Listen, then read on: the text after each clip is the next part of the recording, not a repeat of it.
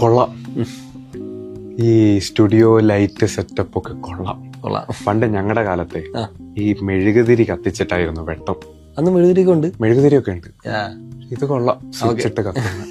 അതൊരു കാര്യം പ്രത്യേകം നിങ്ങളെ കൈ കിട്ടിയ ഒരു കാര്യം പ്രത്യേകം ചോദിക്കാനുണ്ട്. എന്തായിരുന്നു? ഈ ആപ്പിൾ തലയിൽ വീണെന്ന് പറഞ്ഞ സംഭവം അത് ഉള്ളതാണോ തള്ളാണോ? എവിടെ പോയാലും ഈ ഒരു ചോദ്യമാണല്ലോ. ആപ്പിള് എന്റെ തലയിലല്ല സബി വീണത്. പിന്നെ പണ്ട് ഞാൻ എന്റെ വീടിനടുത്ത് ഇങ്ങനെ ചുമ്മാ ഇരിക്കുമായിരുന്നു. വൂൾസ്റ്റോപ്പ് മാനർ എന്ന് പറയുന്ന ഇംഗ്ലണ്ടിലെ ഒരു സ്ഥലം. അപ്പൊ അവിടെ അടുത്തിരിക്കുന്ന ഒരു മരത്തിൽ നിന്ന് ഇങ്ങനെ ആപ്പിള് താഴേക്ക് വീണു. എന്റെ തലയിലാണ് വീണെങ്കിൽ ആ വേദനയും കൊണ്ടിരുന്നേനെ. ഇത് അടുത്ത് വീണപ്പോ ഞാൻ ആലോചിച്ചു, എന്തുകൊണ്ട് ഇത് താഴേക്ക് വീണു? വലത്തോട്ടോ ഇടത്തോട്ടോ ഒന്നും അല്ലെ മേലോട്ട് പോകാതെ താഴേക്ക് തന്നെ വീണു.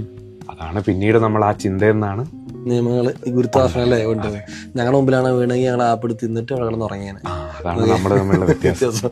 ഈ ഒന്നാം ചലന നിയമമൊക്കെ നമ്മൾ പറയുന്നുണ്ട്. ചലന നിയമങ്ങൾ വളരെ സിമ്പിൾ ആയിട്ടൊന്ന് പറഞ്ഞു കൊടുക്കാം. സിമ്പിൾ ആയിട്ട് പറയാമോ? സബി ഇപ്പൊ ഇവിടെ ഇരിക്കുവല്ലേ, ഈ ഇരിക്കുന്നതെന്ന് പെട്ടെന്ന് ഒരാൾ സബീനെ തല്ലിയാൽ ഒരു അനക്കം, അതിനെയാണ് നമ്മൾ ഇനേഷ്യ എന്ന് പറയുന്നത്. വേറൊരു ഉദാഹരണം പറയുകയാണെങ്കിൽ സബിക്ക് ഇപ്പൊ KSRTC ബസ്സിൽ പൊക്കോണ്ടിരിക്കുമ്പോ പെട്ടെന്ന് അത് ബ്രേക്ക് ചവിട്ടിയാലും ചവിട്ടാറുണ്ട്. അപ്പൊ നമ്മളൊരു ആക്കം വരും. അതാണ്, അതായത് നമുക്കൊരു വസ്തുവിന് അത് ഏത് സ്ഥിതിയിലാണോ നിൽക്കുന്നത് അതിൽ തന്നെ തുടരാനുള്ളൊരു ടെൻഡൻസി ഉണ്ടാവും. ഇതാണ് ഒന്നാം ചലന. ഒന്നാമത്. ഈ രണ്ടാമത് ചലന നമ്മൾ ഭയങ്കര ഇക്വേഷനെ കുറിച്ച് F=ma എന്നൊക്കെ പഠിക്കാറുണ്ട്.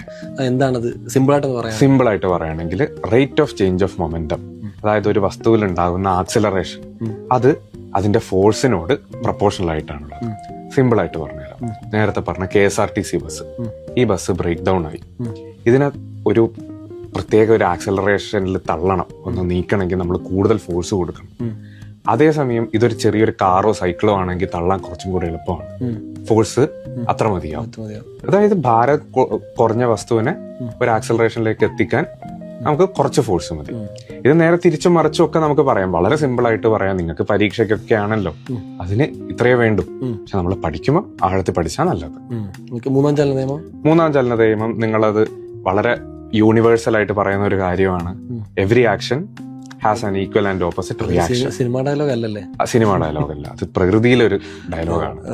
അതായത് ഒരു എളുപ്പത്തിന് പറയുകയാണെങ്കിൽ സബി വഞ്ചി തുഴയുകയാണെങ്കിൽ അല്ലെ നീന്തുവാണെങ്കിൽ നമ്മൾ വെള്ളത്തെ പിറകോട്ട് തള്ളും.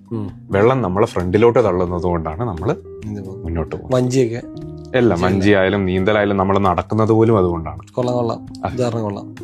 അപ്പൊ ഇതുപോലെ വേറെ നിയമങ്ങളൊക്കെ ഉണ്ടാക്കി വെച്ചിരുന്നത് ഇഷ്ടം പോലെ. മാത്തമാറ്റിക്സിലുണ്ട്, കളർ തിയറി, കളർ വീലിനെ പറ്റിയൊക്കെ കേട്ടിട്ടുണ്ടാവും.